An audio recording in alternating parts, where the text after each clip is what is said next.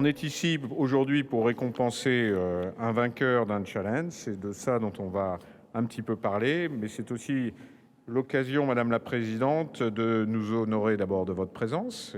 L'aéronautique, c'est 30% des emplois ici en région Île-de-France.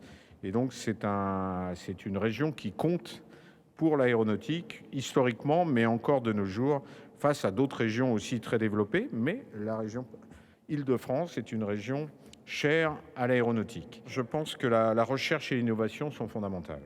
Ça rendra nos produits d'abord plus sûrs, plus compétitifs, et donc permettra au développement de ce secteur pour encore des décennies, après une réussite formidable depuis quelques décennies. Ce symbole aujourd'hui, c'est aussi la mobilisation de la région pour notre aéronautique, et je remercie tous ceux qui y contribuent, en particulier sa présidente. Ça illustre le caractère spécifique de l'aéronautique, être toujours à la pointe de l'innovation, être toujours à la pointe du développement des nouvelles technologies les plus critiques et les plus innovantes. Comme on dit, nous, dans l'aviation, plus vite, plus haut, plus loin. Mais aussi plus sûr et plus confortable, et plus respectueux de la planète. C'est pourquoi aussi Dassault est signataire du manifeste pour l'intelligence artificielle au service de l'industrie. Cette préoccupation de souveraineté numérique doit dépasser le seul domaine de la défense et être partagée par un grand nombre d'entreprises françaises. Dans ce cadre, le challenge va nous aider à enrichir un type d'analyse portant sur la santé mécanique des structures d'avions. Je rappelle en effet que les candidats devaient proposer des algorithmes avancés d'intelligence artificielle pour reconstituer les contraintes mécaniques subies par un Falcon à partir des seuls instruments de bord disponibles.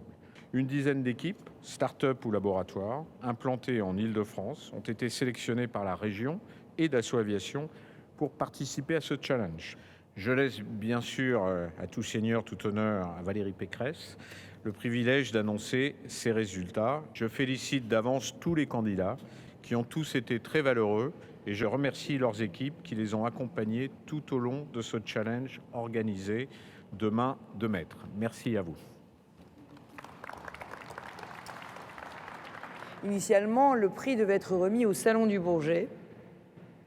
Mais compte tenu de son annulation, il nous a semblé évident de venir ici, dans ces hangars de Dassault Aviation qui illustrent parfaitement ce qu'est la région Île-de-France, une région industrielle et aéronautique, une région de l'excellence industrielle et aéronautique, une région de l'innovation et aussi un laboratoire de l'écologie concrète. Alors, c'est quoi l'écologie concrète?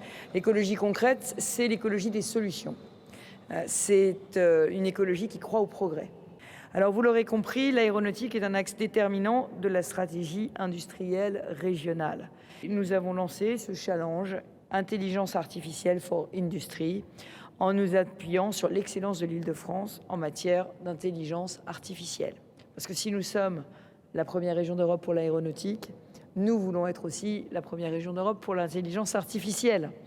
À la suite d'une compétition entre 10 entreprises hautement qualifiées, avec plusieurs milliers de soumissions d'algorithmes pendant le challenge, le jury a finalement désigné, suspense, Aquila Data, en collaboration avec le laboratoire Supmeca de Saint-Ouen, comme lauréat du challenge. Merci bien. Bravo. Bravo. Bravo. Beaucoup.